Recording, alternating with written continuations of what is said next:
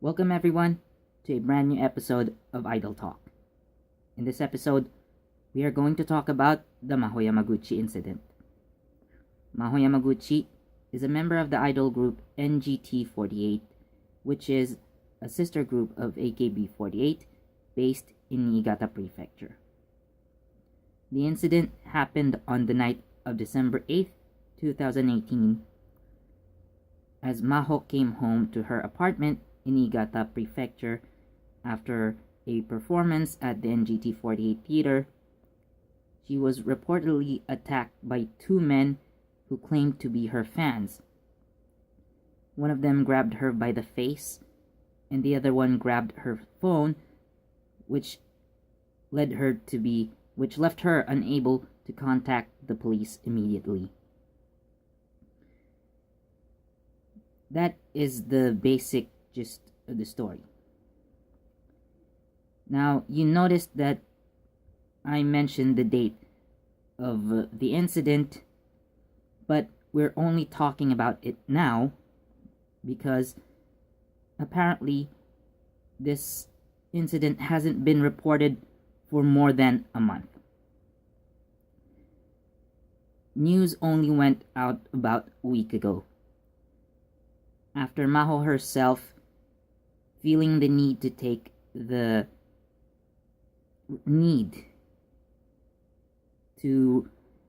tell everyone the incident. She announced what happened through a live streaming app called Showroom. It was only then that the entirety of Japan knew of what happened. The news got so big that it even reached international news sites like Time magazine. Now, what happened to Maho, as I've said earlier, she was attacked by fans, but that's not the worst part of it. I mean, yes, she actually didn't suffer a lot. She didn't suffer any heavy injuries or anything worse that you could probably imagine, but she is definitely experiencing a lot of psychological and emotional trauma. And what happened to her, the worst part of it is not just the fact that she was attacked by two men at her own home, but the entire incident was said to have been planned by those who were supposed to be at her side, those who were supposed to be with her.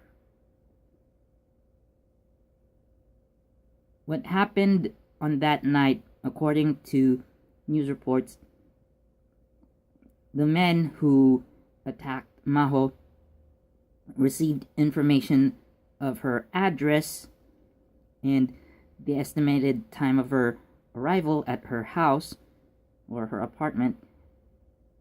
That information was said to have come from other members of NGT48.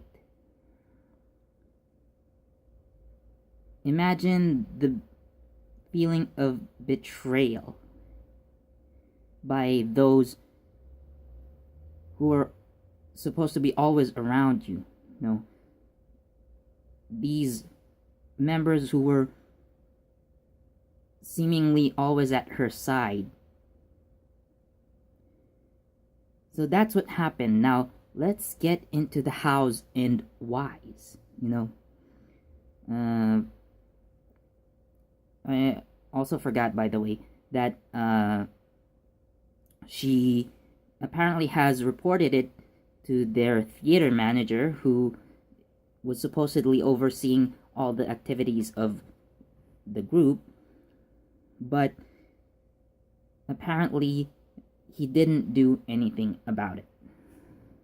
Now, this said theater manager, Etsuro Imamura, has actually already been replaced, and the person chosen to be the new theater manager for NGT48 is a female, which is, I think, a step in a very progressive direction, as most of the theater managers within the 48 group are actually all male. Although this isn't the very first time this kind of seemingly violent incident happened. I mean, it's not as bad as the 2014 incident where two AKB48 members were badly injured after a young man attacked them during a live event. So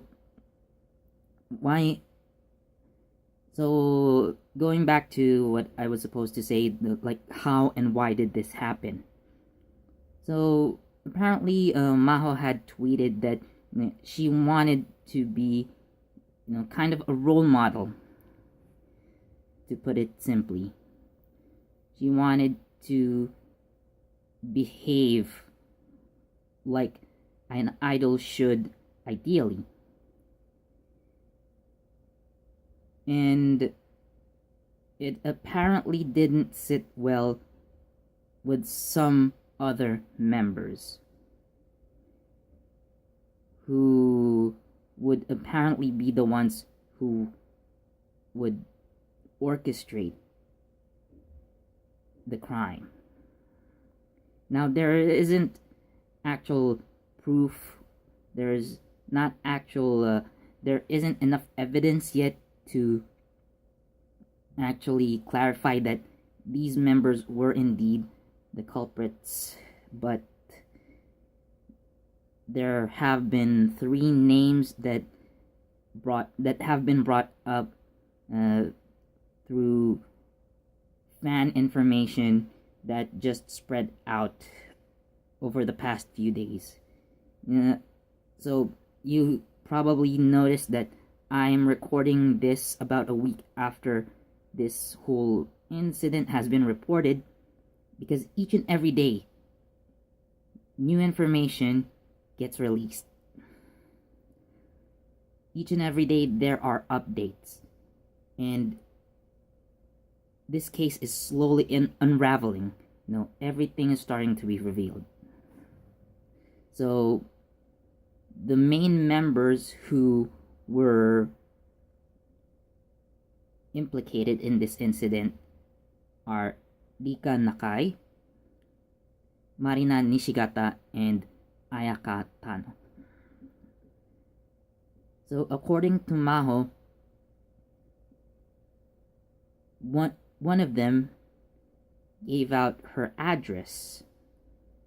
One of them gave the estimated time of her arrival at her residence, and one of them told the attackers to go to her room. Now, which member said which, we don't know yet. But after this incident got reported, there has been total silence from all of the members through their social medias. Like, by January 9th, there has been media blackout. There has been social media blackout. Like, none of them were posting on Twitter and Instagram as they regularly do. So, again, as I said earlier, like the possible motive, as to why these 3 members allegedly would orchestrate the attack, is that this is just information that I've read through sites that are fan-based, meaning that this is only fan information, so I'm not sure about posting the actual links to those sites. But anyway, let me tell you what I read. So Maho is actually from Aomori Prefecture, so she had to rent an apartment in Niigata Prefecture. Actually, like this uh, kind of setting is not only meant for her, but for other members who like live outside of Niigata. And Rika Nakai, Marina Nishigata, and Ayaka Tano also are not from Niigata Prefecture. They come from other places. So it seems that the management has prepared for them an apartment where they can stay, for the duration of their careers in Niigata. So I think this is where everything began. Allegedly, some of the members have been bringing in men, which is considerably a taboo in the Japanese idol industry. Now, if I get into details as to why it's considered a bad thing, I would have to make a separate video about that. But that's the thing. So, according to fan information, Maho and some other members didn't like this and tried to report it to their theater manager, Etsuro Imamura, and apparently nothing has been done. Now, how they were able to bring men to the apartment, it's because, again, according to fan sources, these men actually rented rooms in the same apartment complex, so it's definitely easier for them to get into contact with some of the members who are living there.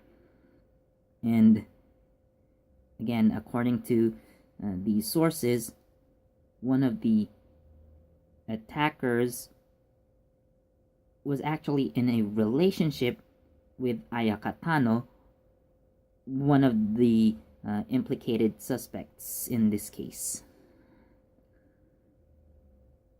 So why isn't there any action against them yet? So again, according to unofficial sources, one of them, Marina Nishigata, is a top seller for their handshake events. Now, for those who don't know the system of AKB48 and its sister groups, one of the main reasons probably that they sell a lot of CDs is not because of their songs. Actually, it's usually from CDs that have event tickets. If you guys know, I also go to events like these, so I do have to buy CDs just for the ticket. So yeah, it's not actually the song, it's the ticket that comes with the CD. And a lot of people are said to line up for Marina Nishigata. She does very well during these events, and they can sell a lot of tickets through her. So from the management side, they can't just, get rid of one of their money makers. So that's why it's hard for them to get rid of her. And of course, Rika Nakai is also very popular and is definitely also one of the top members who sells during handshakes. So again, she's one of the moneymakers, so it's hard for her to be removed. And although I'm not sure if Ayaka is a top seller during handshake events, I'm not sure if she sells as much as Marina or Rika. She definitely has a fan base, and she's one of the relatively popular members. So again, you can't get rid of all the popular members. Although Maho herself is very popular, that's true. She has a lot of fans, but again, those members suspected of planning the attack against Maho are also popular members, so it's hard to simply get rid of them. Now, as of this recording, social media seems to have come back to normal, although there have been tweets from Rika Nakai herself, and the first thing she does is deny allegations that she is, one of the members who would plan the attack against Maho. She vehemently denies this. Now, to those who don't know, Rika Nakai is actually known to be kind of a loose cannon within the group. She's not afraid to speak her mind. She's typically brutally honest, so to say, and she doesn't have a problem like picking on other members. So that's probably why she is suspected, at least by fans, that she's one of those who planned the attack. Next to deny allegations is Ayaka Tano, who even claims that she's been receiving threats from fans of Maho, or maybe NGT fans in general, that the threats have extended to her family. So she's not active within the group as of late. So the only suspect not yet talking about this is Marina Nishigata. She has tweeted, but she hasn't directly said anything about this incident. So that's that. Although one other member, Yuka Ogino, has also been pointed to. There have been doubts about her, that she's probably one of those three members, but she hasn't directly said anything either. And in terms of popularity, Yuka Ogino is actually technically the most popular in NGT48 as of now. So again, even if she's presumably, so let's assume that she is one of those members who planned against Maho, again, her popularity makes it hard for her to be removed so simply. So, as for the management side, I believe that again, they couldn't take action because of the popular members. They still need to make money out of them. And apparently, again, according to unofficial sources, the men who attacked Maho came from a group that frequents these handshake events. They're willing to pay top money for these members. So, again, you can't get rid of your money makers so easily, and it's also hard to get rid of your top paying customers. So there's the issue of money. But again, because theater manager Etsuro Imamura is said to have acted, or rather for the lack of action taken against these attackers. Again, these men were set free. They were arrested, but they were set free 20 days later. So they were released on December 28th, 2018. So what happened is there was a fan who organized a change.org petition to remove Etsuro Imamura, and it gained actually over 30,000 votes the last time I checked. 33,000 plus votes, if I remember correctly, and my vote was one of them. If you so because of fan pressure, maybe the main management that handles AKB48 and its sister groups, AKS, has decided to replace Etsuro Imamura with a new theater manager.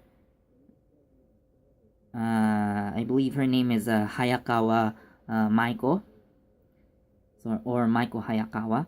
So they replaced him with a woman, which I think should help, considering, of course, that as a woman, manager Hayakawa should be able to understand the members a lot more. But there actually hasn't been any legal action taken against Etsuro Imamura, so he still is silent and he's still free technically. So I guess he's innocent until proven. Like, all the members implicated in this case are assumed to be innocent until proven, but they probably have already been receiving threats from vigilante fans, who intend to take matters into their own hands, feeling that true justice hasn't been served. And I've also read from unofficial sources that information about one of the attackers has been leaked. So, because he is still free, and police didn't actually take a lot of action against them, fans felt the need that they should be the ones who, should be delivering justice. Although personally, I won't condone any vigilante action, because what if he ends up dead, at the hands of fans, and then evidence shows up that it's another person? So you try taking justice into your own hands and you end up taking revenge on the wrong person, on the wrong people. So as much as I'd like to do something myself, I'm afraid that being a vigilante is not the right thing to do. But as of this recording, I believe things are starting to look up. A change in management I believe Maho is starting tweeting once again. Now, one of the worst things that happened is, well, not really the worst things, but rather one of the most questionable things that came out of this is that during, like after this incident came into light, NGT48 had their regular theater performance, and Maho was a part of it. In this controversial performance, she actually apologized to the fans. Now, this apology may be construed by many. What she was apologizing for was not the fact that she was attacked, but fans were worried about her. I think what she wanted was, for her fans to not worry anymore.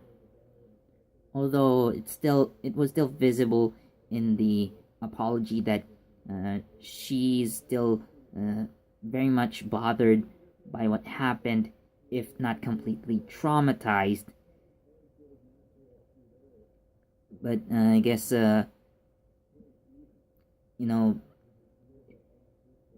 baffled may be an understatement, if you guys ask me. So yeah, if you guys notice, I have a hard time making this video seriously because it kind of hits close to home. Having met these girls before myself almost a couple of years ago, almost 2 years ago, I had high hopes for them. I really see the potential in them becoming popular.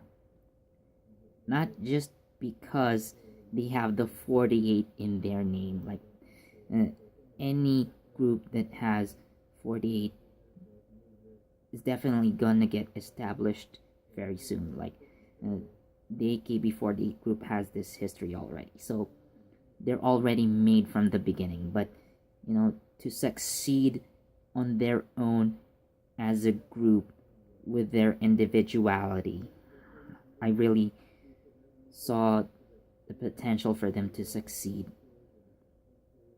And they were hitting record sales, members rising in popularity at a very fast pace. And then this kind of thing happens. I do believe that NGT48 will recover, but it will take some time. Of course, we're not only looking at the group, but the members involved, especially Maho. I doubt that she'll ever completely recover, but even if she does, it's gonna take a lot of support, not only from the people around her, but also from her fans.